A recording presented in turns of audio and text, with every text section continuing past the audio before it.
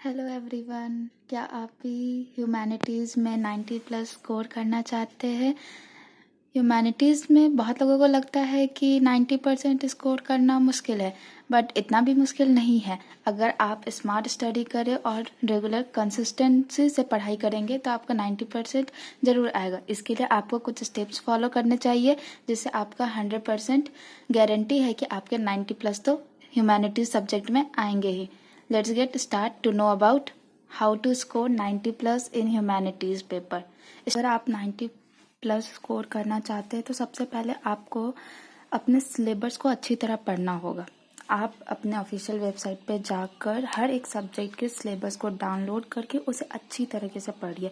उसमें important chapters को highlight कीजिए। देखिए कि किस चैप्टर से कितने मार्क्स के क्वेश्चन आते हैं। आपको इससे हेल्प मिलेगा अपने चैप्टर्स को समझने के लिए कि किस चैप्टर से कितने मार्क्स के क्वेश्चंस आते हैं। तो फर्स्ट स्टेप, आपको अपने सिलेबस को अच्छी तरीके से पढ़ना है। दूसरा स्टेप 2 है एनसीईआरटी। एनसीईआरटी मस्ट है। आपके एग्ज़ाम में जो मेनली 90% से भी ज़्यादा क्वेश्चन जो है वो एनसीईआरटी बुक से आते हैं। आपको इसके लिए कोई भी रेफरेंस बुक की या कोई गाइड या साइड बुक की ज़रूरत नहीं है। आपको सिर्फ एनसीईआरटी को पढ़ना। एनसीईआरटी को बहुत केयरफुली पढ़ना है। आपको एक एक पॉइंट्स को, वर्ड्स को अंडरलाइन करना है, कीवर्ड्स को नोटिस करना है। थर्ड पॉइंट है मेक शॉर्ट नोट्स।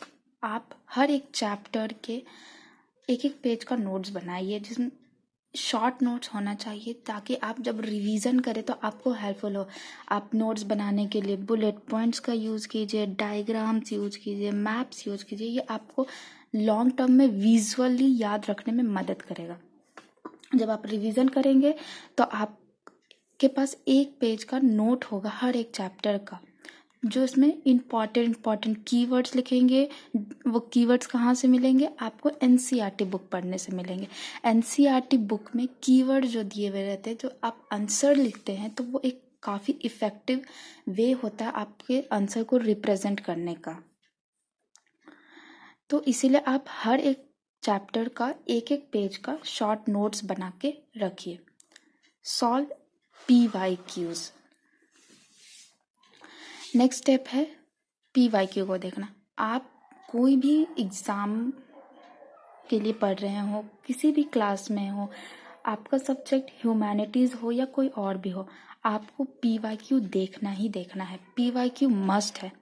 अगर आप कम से कम 5 साल पहले तक का PYQ देखेंगे तो आपको बहुत ही ज़्यादा हेल्पफुल मिलने वाला है। आपको पता चलेगा कि कौन सा क्वेश्चन इम्पॉर्टेंट है, कौन सा इम्पॉर्टेंट नहीं है, कौन से चैप्टर से रेगुलरली क्वेश्चंस आते हैं, कौन सा चैप्टर से क्वेश्चन ज़्यादा रिपीट होते हैं, कौन से चैप्टर से नहीं होते हैं। तो ये सब आपको मिलेगा PYQ से। हम लोगों ने देखा है कि बहुत से चैप्टर्स होते हैं जो काफ़ी टफ होते हैं, तो उनसे सिर्फ 1 नंबर के क्वेश्चंस आते हैं, और किसी चैप्टर से 5 नंबर्स के। तो हम लोग को ज़्यादा फोकस करना है जिसमें ज़्यादा मार्क्स के क्वेश्चन आते हैं, किस चैप्टर से कम मार्क्स के क्वेश्चन आते हैं। तो ये सब कुछ हमें PYQ से पता चलता है। तो PYQ is must for your success और getting 90 plus in your exam. Next step है आंसर राइटिंग।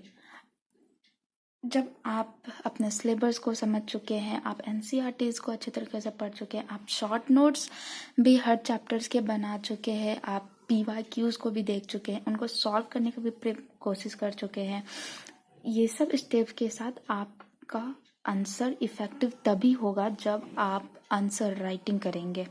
पढ़ाई तो हर कोई करते हैं, याद सबको सब कुछ होता है, बट आप चीज़ों को किस तरह से प्रेजेंट कर रहे हैं, क्योंकि टीचर्स आपके कॉपी को चेक करेंगे, उसी के ही आंसर को किस तरीके से रिप्रेजेंट करते हैं, ये काफ़ी मायने रखता है। आपको हमेशा अपने आंसर को लिखते वक्त स्टार्टिंग इंट्रोडक्शन से करना चाहिए, फिर हेडिंग या सब हेडिंग या बुलेट पॉइंट, डिपेंडिंग ऑन कि क्वेश्चन क्या है। अगर क्वेश्चंस में 2-3 टॉपिक्स के बारे में पूछा जा रहा है तो हम लोग हेडिंग, सब हेडिंग्स के बिहाफ में अपने आंसर को डिवाइड करेंगे और उसके हिसाब से लिखेंगे।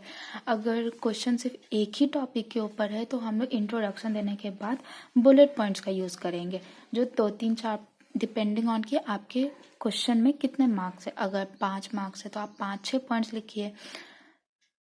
तो इससे बुलेट पॉइंट्स में आपका आंसर जो होगा नीट एंड क्लीन दिखेगा। आप उसके बाद हर एक पॉइंट्स को एक्सप्लेन करने के बाद एग्जाम्पल दीजिए। अगर कोई ज्योग्राफी का क्वेश्चन है तो आप उसमें डायग्राम्स का यूज़ कीजिए, फ्लो चार्ट्स का यूज़ कीजिए, डिपेंडिंग ऑन कि आपका क्वेश्चन किस सब्जेक्ट से है और किस टॉपिक के ऊपर है। तो उसके हिसाब से अपने आंसर को थोड़ा सा मॉडिफाई कीजिए, जो कि आपका आंसर क्लीन दिखेगा और प्रेजेंटेबल लगेगा। लास्ट में इंट्रोडक्शन और conclusion which is a must for your answer writing. Introduction देने के बाद डिपेंडिंग ऑन कि क्वेश्चन क्या पूछ रहा है वो लिखिए और लास्ट में कंक्लूजन। अगर आप इन 5 स्टेप्स को फॉलो करेंगे, रेगुलर स्टडीज़ करेंगे, कंसिस्टेंसी के साथ पढ़ाई करते रहेंगे और रिवाइज जरूर करते रहेंगे तो आपके ह्यूमैनिटीज सब्जेक्ट में 90+ स्कोर करना मेरी गारंटी है। अगर आप क्लास 11 और 12th के सभी ह्यूमैनिटीज सब्जेक्ट्स के हैंड रिटन स्टाइल में सिंपल और इजी एक्सप्लेनेशन पढ़ना चाहते हैं मुझसे, तो मुझे लाइक कीजिए, शेयर कीजिए और सब्सक्राइब कीजिए।